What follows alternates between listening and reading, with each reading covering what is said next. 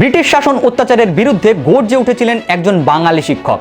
এই বাঙালি শিক্ষকের এক হাতে যেমন ছিল কলম, অপর হাতে তুলে নিয়েছিলেন অস্ত্র, ব্রিটিশ শাসন অপশাসন অত্যাচারের বিরুদ্ধে লড়াই করবেন বলে।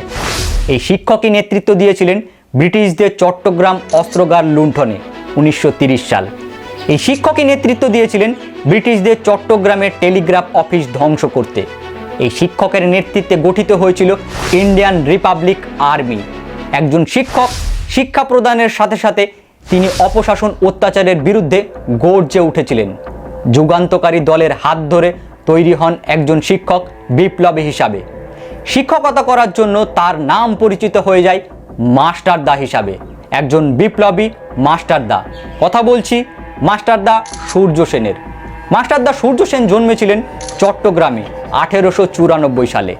একজন শিক্ষক থেকে বিপ্লবী হয়ে মাস্টারদা সূর্য সেন হওয়ার গল্প। তবে হঠাৎ করে আজকে সূর্য সেন কেন মনে করালাম, মাস্টারদা কেন মনে করালাম, নিশ্চয়ই আপনারা বুঝতে পারছেন। ভালো লাগলে ভিডিওটি লাইক, কমেন্ট, সাবস্ক্রাইব এবং শেয়ার করবেন।